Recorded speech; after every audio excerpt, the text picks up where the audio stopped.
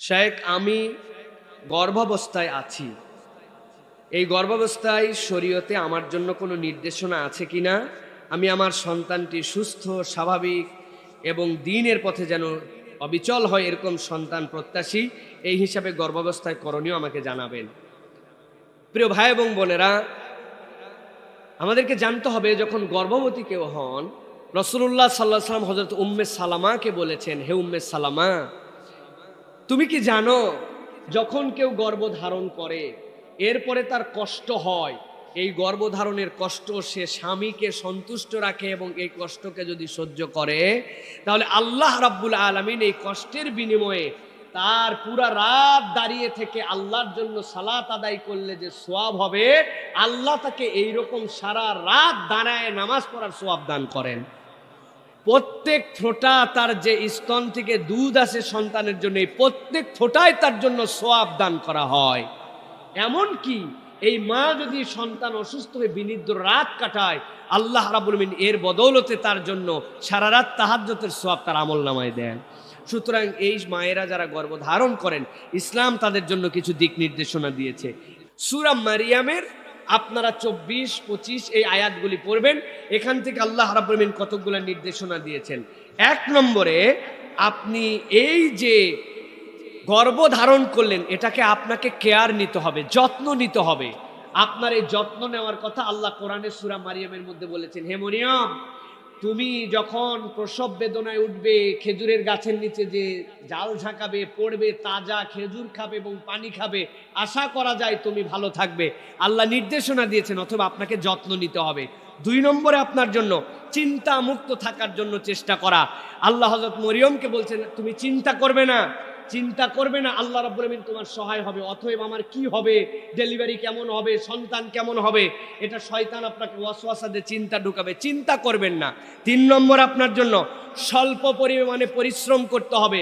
আমাদের আধুনিক এরকম হয়েছে, খালি বাম কাত হয়ে ডান কাত হয়ে শুয়ে থাকো, কোনো কাজ করা যাবে না। না, আল্লাহ মরিয়মকে বললেন, আপনি ওই ডালটা ঝাঁকাবেন তাহলে আপনার জন্য খেজুর পড়বে। এটার আলোকে মুফাসসিররা বলছেন, আল্লাহ চাইলে এমনিও তো তাকে খাওয়াতে পারতেন, কিন্তু ডাল ঝোঁকাতে বললেন মানে সাধ্যের মধ্যে যতটুকু পরিশ্রম করা যায় এই পরিশ্রমটা আপনাকে করতে হবে, অলস হয়ে বসে থাকা যাবে না। 4 নম্বরে, আপনার জন্য পুষ্টিকর খাবার খেতে হবে। তাজা খেজুর যদি সুযোগ থাকে, এটা ইসলাম এবং আল্লাহ রাব্বুল আলামিন কর্তৃক মেডিকেটেড গর্ভবতী নারীর জন্য, এটা খাবেন, পুষ্টিকর খাবার খাবেন, কেননা আপনার মাধ্যমে একটা সন্তান তখন বড় হচ্ছে, এটা আপনার জন্য একটা দায়িত্ব।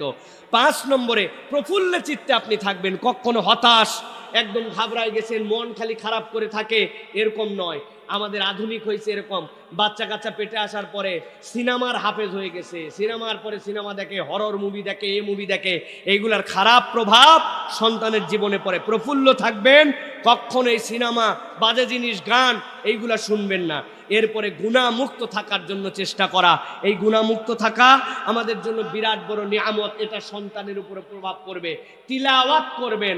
অনেকেই বলেন একটা তিলাওয়াতের জন্য আল্লাহু নূরুস সামাওয়াতি ওয়াল আরদ, এটা বেশি বেশি পড়বেন, ইনশাআল্লাহ আল্লাহ রাব্বুল আলামিন আসমান জমিনের আলো আপনার জন্য সন্তানটাকে আলোকিত করবেন।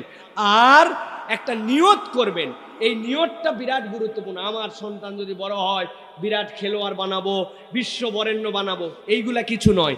আল্লাহ রাব্বুল আলামিন সূরা ইমরানের মধ্যে এটা বলেছেন, ইসকালাত ইমরাতু ইমরানা রব্বি ইন্নী নাযারতু লাকা মা ফি বাতনি মুহাররারান ফাতাকাব্বাল মিন্নি। আল্লাহ বলছেন, তিনি বললেন, আল্লাহ আমার পেটে যা ধারণ করেছি এটাকে আপনার জন্য উৎসর্গ করলাম, আপনি কবুল করে নেন। আল্লাহ এই সন্তানটাকে আপনার রাস্তায় আমি দিব, আপনি কবুল করেন। এই দোয়াটা বারবার করবেন, এটা আপনার জন্য স্পেশাল প্যাকেজ। আর আমল আখলাকের মধ্যে থাকবেন, হাসি খুশি থাকবেন, আল্লাহ রাব্বুল আলামিনের সাহায্য প্রার্থনা করবেন। আর একটা বিষয় বলবো, নরমাল ডেলিভারির জন্য অনেক মহিলা গাইনি ডাক্তাররা তারা বলছেন আপনি দাঁড়িয়ে দাঁড়িয়ে নামাজ পড়ার জন্য চেষ্টা করবেন, যতদিন পর্যন্ত স্বাভাবিক রুকু সিজদা দিতে পারেন। আপনার সন্তান উল্টায় যাবে, হবে, এগুলা ভুয়া কথা। আপনি স্বাভাবিকভাবে যতদিন পর্যন্ত পারেন সালাত আদায় করবেন, যখন পারবেন না তখন ইশারায় দিবেন। এই স্বাভাবিকভাবে সালাত আদায় করা আপনাকে নরমাল ডেলিভারি করানোর জন্য সহযোগিতা করবে ইনশাআল্লাহ। আর আগে কখনো সিদ্ধান্ত নেবেন না যে আমি পারবো না বাবা এত কষ্ট সহ্য করতে, সিজার করে ফেলবো। খবরদার, এরকম কোনো নিয়ত করবেন না। আল্লাহ স্বাভাবিক প্রক্রিয়ায় দিয়েছেন, এটা আপনার স্বাভাবিক হবে। আমরা 7 ভাই বোন, 7 জনই আমরা নর্মাল। আমার আব্বা শেষের 2টা বাচ্চা, আমার ভাই হওয়ার সময় দেশে ছিলেন না, হজ করতে গেছেন। আমার মনে আছে আমার মার কথা, আমার মাকে ডাক্তাররা বলছে এই বাচ্চা আপনার ডেলিভারি নর্মাল হবে না। বলছে আমার 6টা বাচ্চা, এটা আমার প্রথম বাচ্চা না, কি বলে নর্মাল হবে না? ডাক্তাররা আম্মার সাথে খারাপ ব্যবহার করে বলছে আপনার চেষ্টা আপনি করেন। আম্মা তাও বলছে তাওয়াক্কাল তু আলাল্লাহ। 6 ঘন্টা 8 ঘন্টা পরে আমার ছোট ভাইটা সেটাও নর্মাল হয়েছে। এখনকার মেয়েরা আগেই দিন তারিখ ঠেট করে, 12 ডিসেম্বরের 12 তারিখ, 12 এই তারিখে আমার সন্তানটা নিব, এই জন্য আগেই সেট করছে। এরকম খবরদার এরকম কোনো ওয়াসওয়াসাই কাজ করবেন না। আর একটা পরামর্শ, জেন্ডার নির্ধারণের জন্য আপনি কি হবে না হবে বারবার আপনার আলট্রাসাউন্ড করা, বারবার আপনার জন্য সিটি স্ক্যান করা, এইগুলো করতে যাবেন না প্রিয় ভাইরা। ডাক্তার যদি বলে ওইটুকু করবেন, নত কি ছেলে হবে না, যা আল্লাহ আমার জন্য দেন, আল্লাহ সুস্থ স্বাভাবিক একটা বাচ্চা দেন, আপনার জন্য উৎসর্গ করবে, নিয়ত করবেন, ইনশাআল্লাহ আল্লাহ বরকত দিবেন। আশা করি আপনারা বুঝতে পেরেছেন। আল্লাহ রাব্বুল আমিন আমাদের গর্ভবতী মাদেরকে এইগুলা পালন করার মতো তৌফিক দান করেন।